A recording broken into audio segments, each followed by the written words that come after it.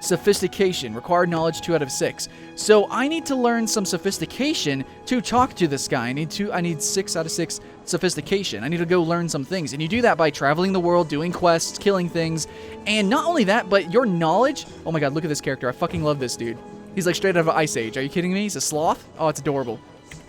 So if I interact with this guy, I don't learn anything. Sometimes you do learn stuff by interacting with different objects or people, and you do actually get some knowledge. Sometimes destroying things as well. So for one instance I do know is that if you go fight goblins, if you fight enough goblins, you learn about them, and then you learn how much health they have. And so at first, whenever you're fighting mobs, you don't actually see their health bars. So let's see, where's our next quest? We don't really have a next... Oh yeah, we do. So we got to go here, quest summary. Oh, let's go kill these most annoying birds. Let's go kill those dodos. So we're going to go immediately. We're going to run immediately over there. Come on, donkey, let's go, donkey! So I can run on my donkey, I can move. I just purchased this thing. You get this in your first day, definitely, absolutely. You get it really quickly. But there are different mounts. You can get armor for your different mounts. And see right there, there's a little bit of loading issue with that character model for some reason. So she just looked like a shadow in the distance. Yeah, you guys are seeing it right now. It's pretty bad. And now look at the shadows in the difference. As we're going to be moving through this vegetation and everything, this is really where it kind of stands out. Is the shadows load awkwardly, instantaneously, like they're very poppy. And you can even see this in the trailers. So, you know, it kind of looks a little bit weird. Now, the game's gorgeous. Stand still. If you're not moving and you're just panning your camera, it looks gorgeous. But watch, as we're moving around, you're seeing things kind of popping in and out, and it just looks really awkward. There's definitely some aliasing issues. And overall, the game is not as good looking as it could. In a picture, in any single image, yes, the game is fucking gorgeous. The single most best looking MMO, period. Absolutely. However, during movement, it's questionable. It's debatable, but you know, when you're doing combat, the game looks great too. And let's see, I have a GTX 970. I'm running an i7, 8 gigabytes of RAM, whatever, 64-bit. Guys, I have an enthusiast build. The game is running fine for me. That's all I can say. I imagine this game would actually probably run pretty well on a medium PC. Like, for instance, this game looks this good, and it's actually performing better than Guild Wars 2. So, you know, that's just an example. Then again, Guild Wars 2 is running on a very dated engine. So I believe we gotta kill these dodos, because they're highlighted blue. So we're gonna get off our donkey here. Come on, donkey, get off, donkey! Okay. And we gotta kill these dodos, because apparently they're freaking annoying. So we're gonna get into the combat here. Let's do it. Okay, I'm gonna show you some combos. I'm gonna show you my usual combo. I normally do my 3, and then my SF. I don't even know what ability that is. I don't know. Okay, anyway, I'm gonna show you some combat. Ready? Here we go. Do like a Kamehameha. Oh shit, we just wrecked him. Never mind. Jesus. Anyway, gaining knowledge of the bird. So at first, I don't know if you guys could see it because I just wrecked his face so fast, but you can't actually see... Okay, I'm gonna hit this beetle. I definitely did damage, but you can't see his health bar going down. As you can see, our little shadow dude is telling us some different things as well, that we need more knowledge. So we're gonna go ahead and Gatling gun his ass down. So we gotta kill beetles as well. I'm gonna get the items here. So here's a cuckoo bird nest. Let's kill it.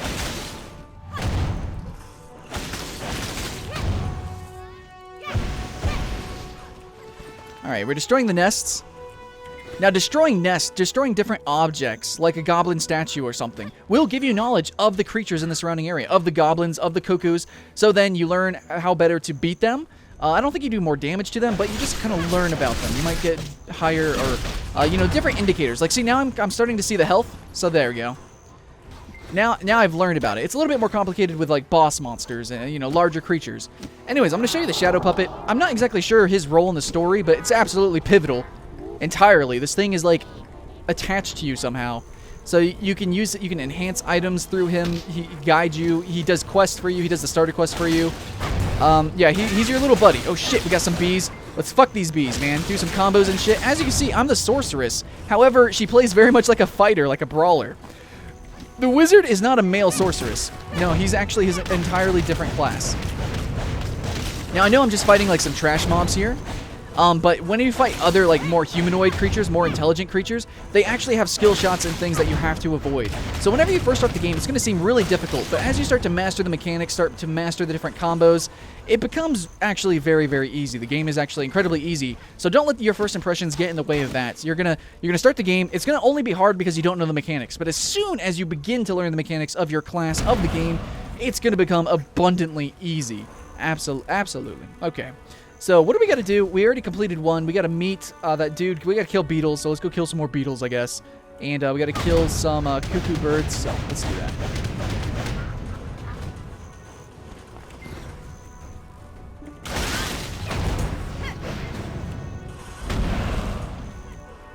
There we go. We're really tearing through them because we're pretty strong.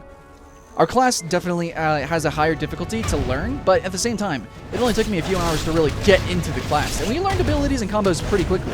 Also, this game probably would run really well with a controller because it is like a fighting game. It is so combo-oriented. There is no first person, though.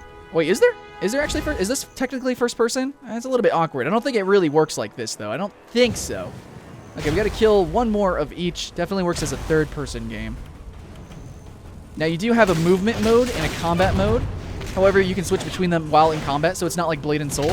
So even though I was saying that the game is really easy, without me using potions and stuff, like, I was still half health. So just keep on that, you know, just keep mentioning that. Hey, what's up, Andrew? What's going on, friend? Okay, so we got a couple more things to kill. So I'm in the movement. Like, you press tab to go into combat or not combat. And you move a little bit faster in non-combat mode, and you can do parkour. Anyways, you get a ton of potions at the beginning of the game. Holy shit. So I don't think you need to worry. Even if you're bad, you won't die. Okay, so you can skin different things, but you do need those items. Fuck, there's so many bees, man. Fuck the bees. Not the bees! Kill them bitches. Let's go! Yeah! Okay, we got loots. We gotta kill one more beetle. And then that's pretty much the game. You know, it's got your usual... It does really have your usual questing.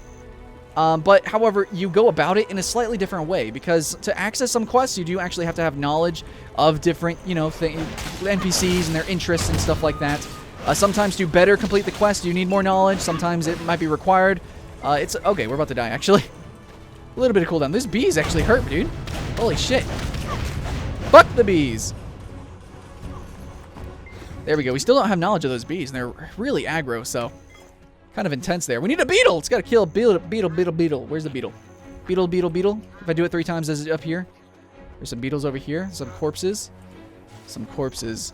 So yeah, there's skinning, gathering. You can even have farms and laboratories, apparently. Like, you can, instead of having a building for a residence, you can turn it into a storage. You can turn it into a laboratory, into a workshop. I'm not exactly sure how all that works. You can also hire workers and stuff, and you're going to see those on the road. Let's see if I can go see some right now. So instead of running from town to town, you can actually hire people to sell your goods in the towns, and you'll actually see the NPCs on the road. This is a little bit further out, so we don't see any right now, but in the starter towns, holy shit, dude, you see so many freaking NPCs. Alright, we killed all the beetles. So basically what we do is when we do a quest in an area, we see the map. Okay, we just do that. We just go to the map, auto run, good to go. Actually, wait, where's my donkey? I need to go to my donkey. Yeah, let's go to our donkey. We don't want to leave that. It can die. However, whenever it dies, bunny ears, you actually go to a stable, and then you just got to heal it, feed it some stuff, and you're good to go. Is that the marker right there? Oh, I passed it. Where's my donkey? There it is. There's donkey. I called him Black because he's a black donkey. Let's see. That's a cute looking donkey. Did I park him on a rock? Did I do that to him? Oh, that's unfortunate. Unleash the ride. There we go. And this is our donkey. Now we are G to G. Press T and good to go. And let's start walking out. Okay, so back to the map here. You can actually have different territories owned by guilds. So it is kind of sandboxy in that sense. It looks like a guild owns this territory. I'm not sure if the guild owns this territory, because there is a tax. Area tax is 5%, so it looks like a guild owns that territory. For me, I started in this area. I think everyone starts in this area-ish, like here, this Olivia town. I don't know, maybe if I just roamed down here, or if you can actually just roam up here and do whatever you want. The world is pretty freaking big, apparently. I don't know what is all unlocked or not, but obviously, I'm just like a sliver of the freaking map. It's ridiculous. So, pretty exciting stuff there, guys. Okay, so we gotta talk to this guy. Blah, blah, blah. Just hit R, spam R. Complete. Blah, blah, blah, blah, blah. You could trade with him.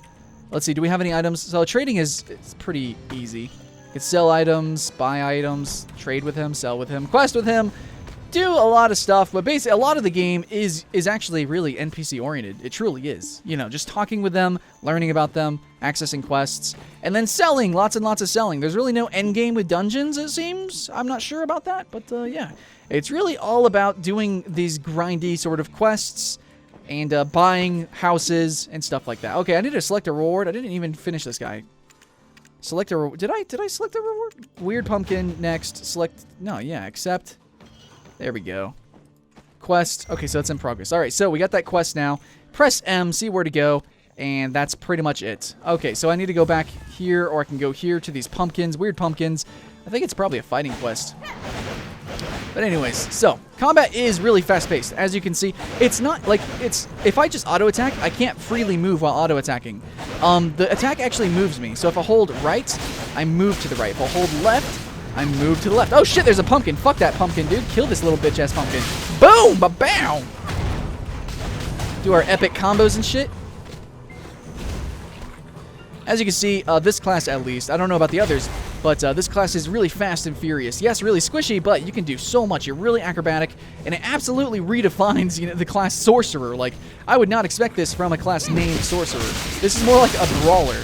Holy shit, we got a lot of people here. Oh boy, let's jump back a couple times here. Do some long-range attacks. As you can see, we learned from that pumpkin really fast. So we learned its HP pretty quickly, and there we did that. And we completed the quest. G to G. Combat so far is pretty cool. And now for character customization, there is sort of like a talent tree system, kind of similar to Dragon Nest, where it's not as deep or as complicated as World of Warcraft. Let's see, let's go to K's. But as you can see, there is like a little bit of a tree. You choose what to level up, when to level it up. But, you know, you don't really have the freedom that I would personally want. But maybe that changes later on, just like any other game. You know, World of Warcraft is kind of linear, Guild Wars 2, extremely linear. But when you get to endgame, everything just explodes and you have a huge amount of customization. So I don't know.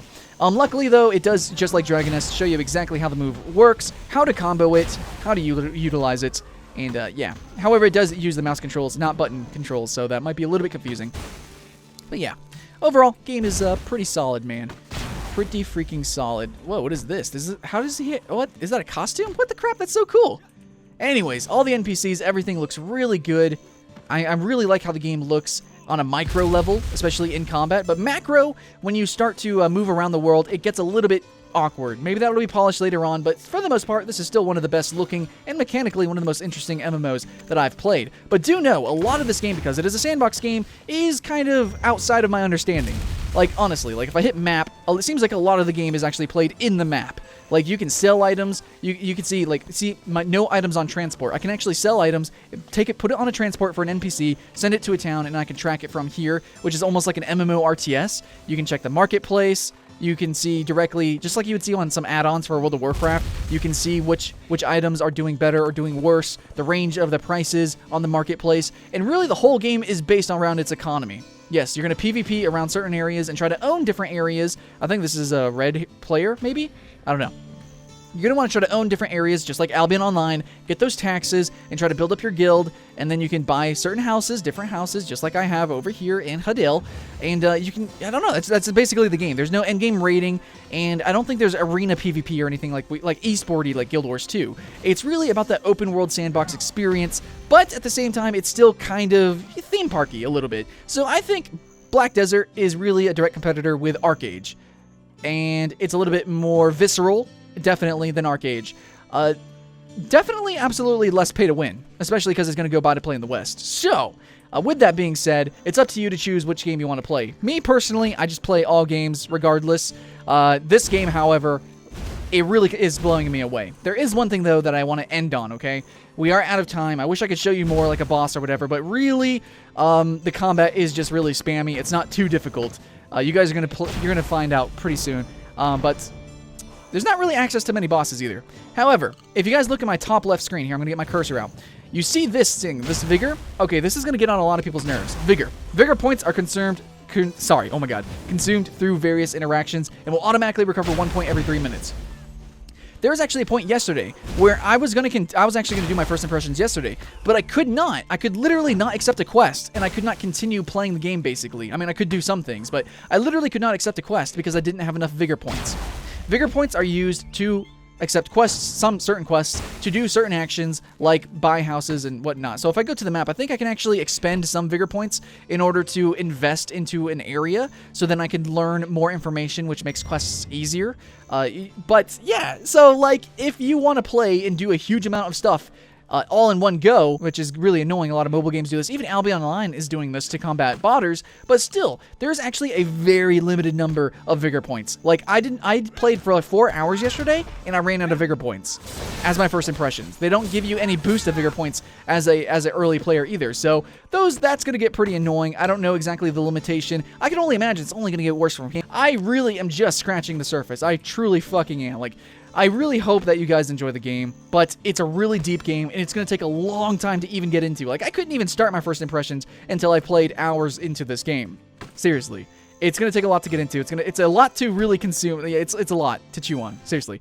I'm Scott Shore with Attack Gaming, and I'll see you again next time. Welcome back, Attack. Today we're going to be talking about the top 10 free-to-play MMOs for this year, for 2015, and I think across all the genres for free-to-plays, we've seen so much innovation in MOBAs, in MMOs, in like card games. We've seen so many new things this past year, and hopefully, maybe, probably so, 2015 is going to be just as exciting. This is our